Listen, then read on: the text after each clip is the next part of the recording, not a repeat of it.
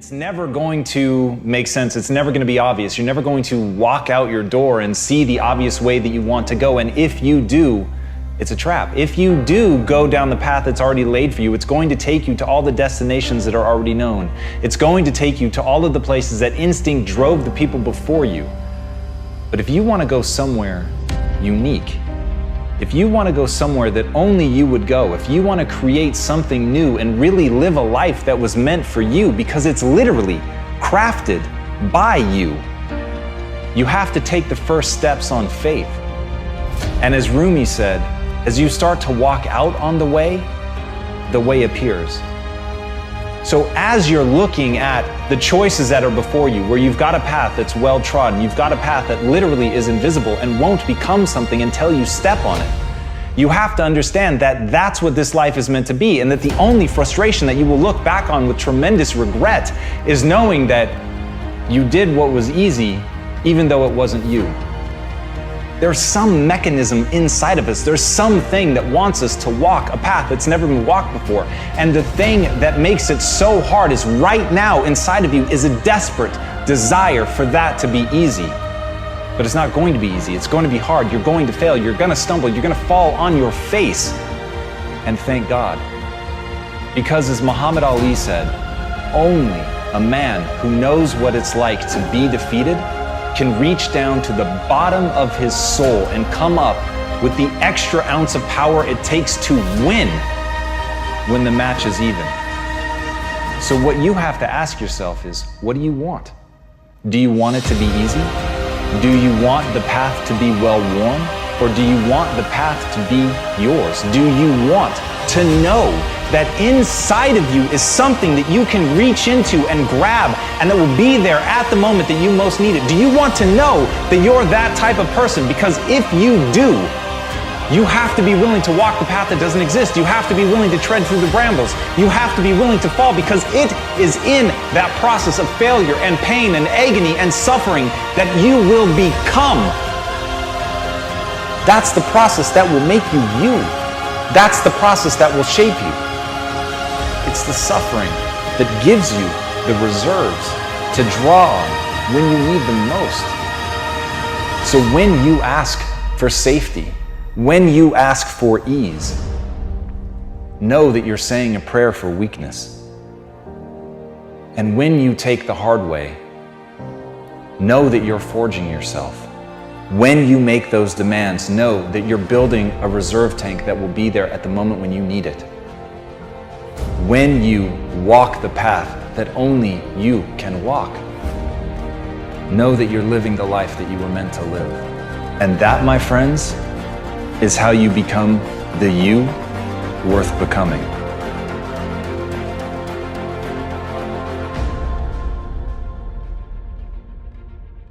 Let me just say this very clear so everybody gets it through their fucking dome. This is the greatest year to ever be alive in the history of mankind. If anybody has ever achieved something with two alcoholic parents, that's the blueprint that you can follow versus looking the other way. Life is binary. It's either offense or defense. You are either sitting in your seat right now on the offense or you're not. There is no half pregnant, there's no in between. You're either this or that. Do I believe that there is suppression around? Of course. But at a macro data, health, life expectancy, how much hate and negativity actually is in the complete world versus this is the best. We have it the best. And all I see is people sitting around and dwelling around dumb shit around what they don't have instead of focusing on what they do have. My friends, the internet is a miracle. Because where do you think the world's going? I love when, I have 2 young kids now, and I love all these parents like, Gary, you're into this social media stuff. This is terrible, right? I'm like, no, Dick, this is the best. Because I'm like, they're like, but I'm gonna tell my kid to spend less time on technology. I'm like, why? What world do you think your kids are gonna be living in 20 years? 3 keys to a breakthrough. Think of the area you want to have a breakthrough in right now. Your body, your money, your relationships, your career, your business, your joy, your happiness, and let's look at what your choices are. First element, there are 3 S's for a breakthrough. First element most people are looking for is they're looking for the right strategy.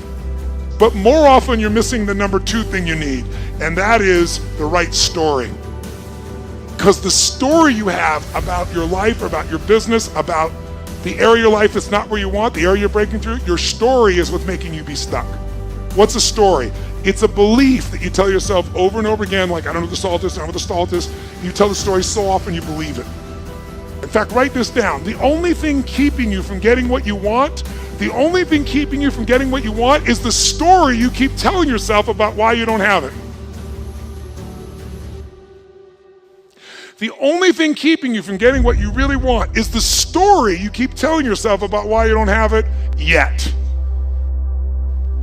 Here's what I say. Divorce your story and marry the truth. I can teach you a million strategies that'll change you overnight. And if I get you to use a strategy and grow your business 30% like that, you are gonna get so excited that your story about your business will change, won't it? You're like, I can rip this open. I'm gonna make this thing 100% more profitable. That's why 80% of those people, I can grow them 30 to 130%. Because once I get them that momentum, people's story changes. And when their story changes, the third and most important thing changes, their state.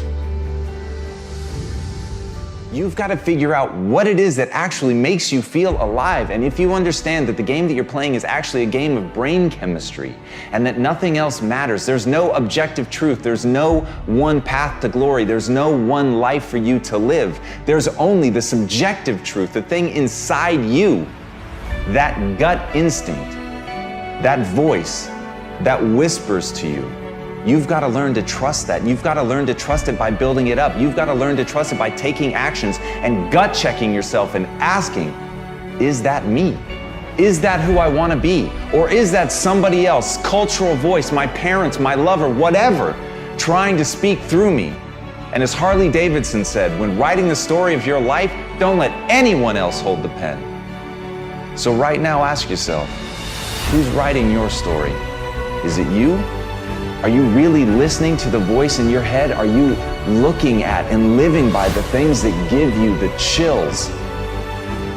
Or are you trying to live a life that somebody else wants for you? And remember, when you think about that question, what William James said, act as if what you do matters, because it does. Even if for nobody else, every step you take, every thought that you allow to permeate your mind, everything that you obsess about, your dreams, the things that you want, the hopes that you spend your time with, they matter to you because they tell you who you are. They tell you who you're trying to become. And ultimately, those things that you let monopolize your mind will become you. So if somebody else is holding the pen, if somebody else is forcing you to write something that doesn't make you feel alive, that is a life lost. And that is how you die, my friends, before you ever had a chance to live.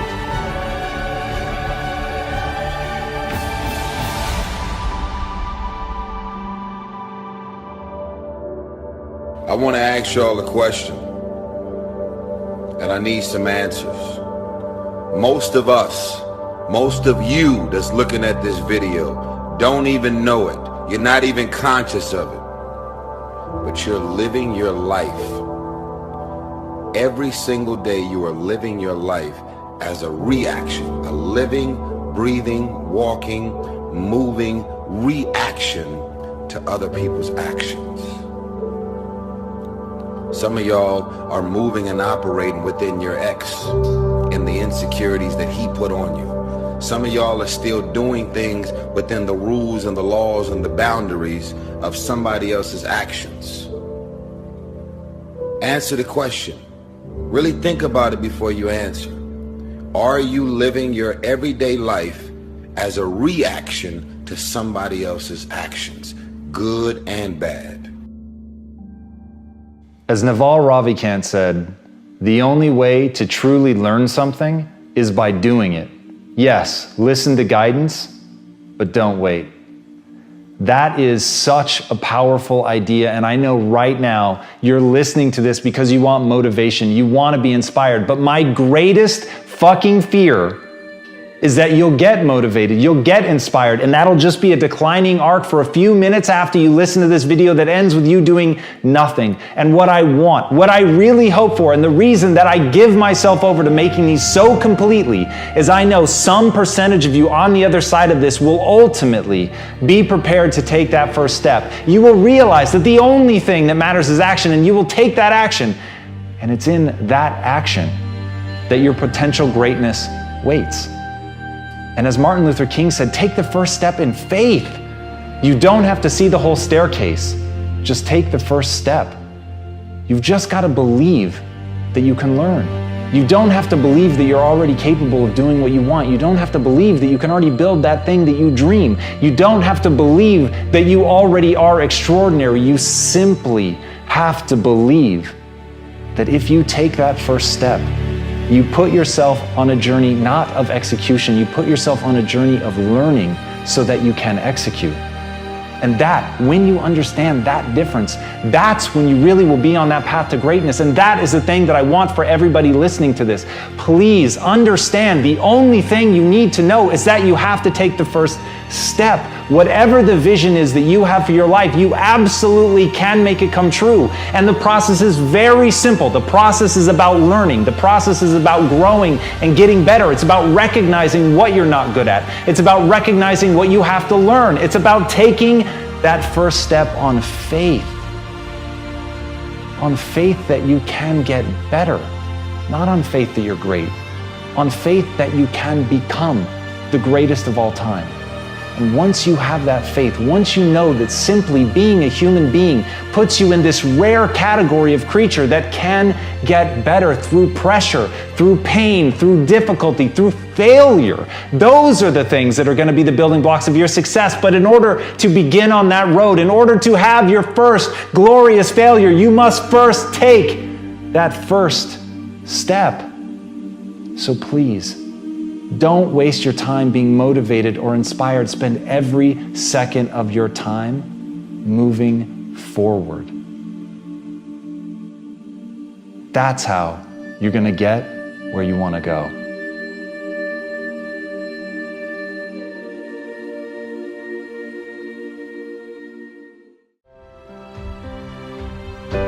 One of the most powerful thoughts that I know is, will this matter once I'm dead?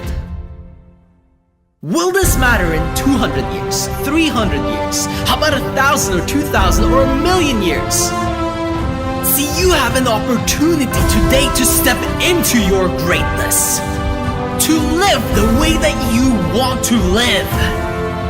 But we would rather project bullshit worries and concerns into our next day, ruining our potential, ruining our opportunity to make a difference. Quit bringing depression into your own life. What is your vision? Greatness is the most demanding mistress you're ever going to encounter. And I understand the advice that I'm about to give you is not for everyone. Most people should turn this off. But if you're going to stick with me, if you're going to listen to what I have to say, it's because you want something tremendous in your life. You want to stand out from everyone else. You want to do something more than other people think is possible. You literally want to stand outside the norm. And if that's the case for you, then understand that, as Albert Einstein said, only one who devotes himself to a cause with his whole strength and soul can be a true master. For this reason, mastery demands all of a person. If you want to get great, if you really want to make a skill set your own, if you want to be able to do something, and at the end of the day, if you want to transform the world, if you want to make grand changes, if you want to do all of that shit, all the empty words that people spout all the time, let me tell you, the only thing that's going to separate you from all the other blowhards who are just talking words and will never do anything is to give yourself over completely, to let that obsession, let that thing that you love completely consume you. And in that, your only chance to really become great lies. As Franz Kafka said, don't bend, don't water down, don't try to make it logical. Rather, follow your most intense obsessions mercilessly. Can you do that? Can you become mercilessly obsessed? Can you let something occupy you to where all logic and reason is gone out the window and the only thing that matters is whether or not you accomplish? Will you hold yourself accountable to metrics? Will you look at the world and see, am I actually making change? Are you prepared to hold yourself to that standard? Because if you are, there is nothing you can't fucking do. If you're willing to take that responsibility on to transform yourself as a human being, if you give yourself over to getting great, if you give yourself over to that obsession, if you feed it like you would feed a beast, if you feed it like you would feed a fire that can wipe out an entire mountainside, then you've got a chance. But it's got to burn within you like that. You've got to feed it like that. You've got to feed it skills. You've got to get better every day. You've got to constantly wake up and understand exactly what it is that you're building towards that, and build towards it with a relentlessness that other people think is mania, that other people can see only madness in what you do. And if you can push yourself to that level, then the world will bend to your will. What I'd like for you to do right now, I want you to think about your dream. Think about your dream right now and envision it. I don't know what that dream is that you have. I don't care how far-fetched it might appear to be. I don't care how disappointing it might have been as you've been working toward that dream. But here's what I know, that dream that you're holding in your mind, that it's possible. See, sometimes we can't say, I can do that. But what we can say, that it's possible that I can have my dream as we run toward it, as we work on it day in and day out. And most people don't work on their dreams. Why? They stop growing, they stop working on themselves, they stop stretching, they stop pushing themselves. These are not risk takers. Most people have done all that they're ever going to do. They raise a family, they earn a living, and then they die. But people who are running toward their dreams, life has a special kind of meaning. That in the process of working on your dreams, you are going to incur a lot of disappointment, a lot of failure, a lot of pain, a lot of setbacks, a lot of defeats. But in the process of doing that, you will discover some things about yourself that you don't know right now. What you'll realize is that you're more powerful than you could ever begin to imagine. Align yourself with people that can encourage you, people that can empower you, people that you can learn from, people that you can grow from. Look at your life, look at where you want to go. Don't worry about your circumstances. Don't worry about your age. See, it's time now. If you want to make this your decade, you've got to start saying yes to your life. You've got to start saying yes to your dreams, yes to your unfolding future, yes to your potential. Why not? The future is unfolding for you right now. The future is unlimited for you right now. No one knows where you can go. No one knows what you're capable of or what's possible for you. We have the power to change our personal history, changing the direction of our lives, changing our thoughts, changing where we want to go, exploring new horizons. So as you begin to look at this decade and affirming that this is your decade, as you set goals that will make you stretch, that will bring out the best in you, as you begin to remove the negative, toxic people from your life, as you decide to take some chances in life. And that's one of the things that's very important. Viscott said, if you're not willing to risk, you cannot grow. And if you cannot grow, you cannot become your best. And if you cannot become your best, you cannot be happy. And if you can't be happy, then what else is there? People should make New Year's resolutions if they're actually watching this video on January 1st. If they're watching it on December 23rd, they should make December 23rd resolutions. Waiting miraculously to when the calendar flips to start making your life better, is silly at best and pisses me off at worst. And so whenever you're watching this, because it lives on the internet, and thus that means you could watch this on June 17th, 2017, make a resolution every day of your life because you only get one at bat.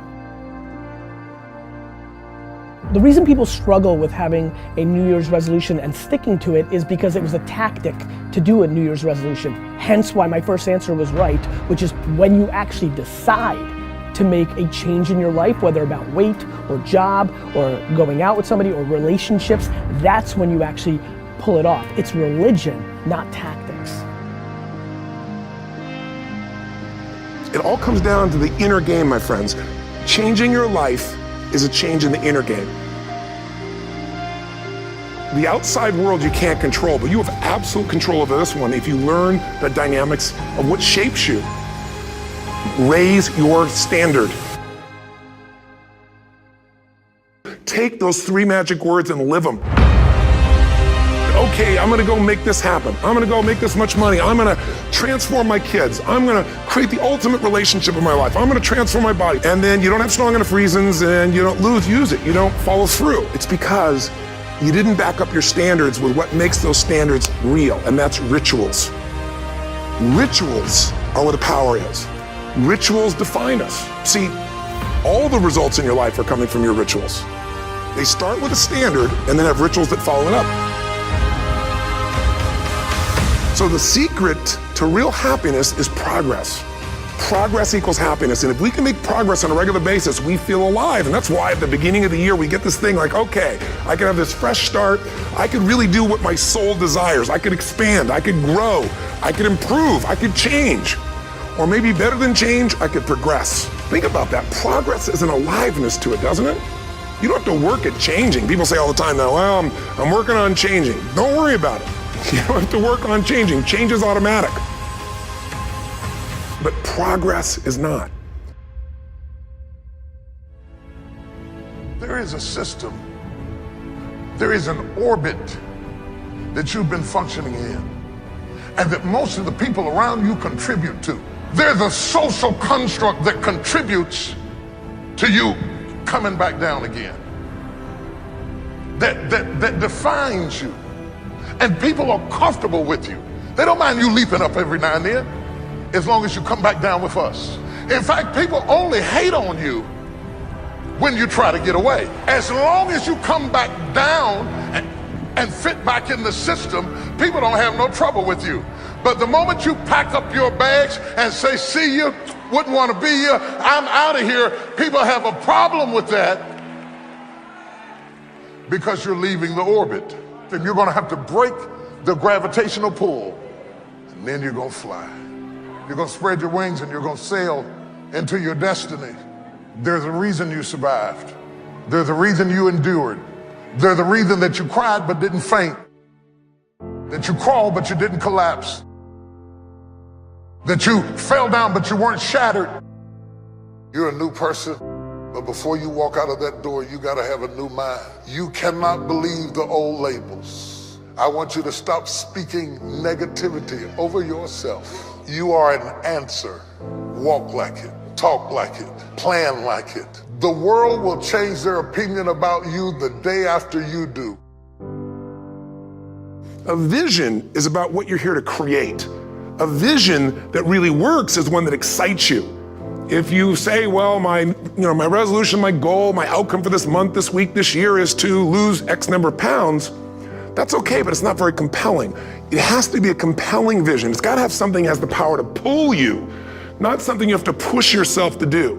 Those are two different kinds of motivation. Push requires willpower, and willpower never lasts. What will last is pull. Having something so exciting, so attractive, something you desire so much that you have a hard time going to sleep at night and you get so up early in the morning to rock it and take it to the next level. So it's gotta be a vision that's compelling. Something that you know it's gonna be a gift to make sure that it happens. And also, along with that compelling vision, you gotta have strong enough reasons that you're gonna follow through when the going gets tough. Reasons come first, answers come second. If you get a compelling vision and you got strong enough reasons that will push you through the tough times, you're gonna do things other people don't do. Instead of collapsing, even if you get off target, you won't go, oh, I blew it. You'll get right back on target, make the change, make things happen. And I know you've done this in many areas of your life. Just think about it again. I'm not teaching you something really new here today.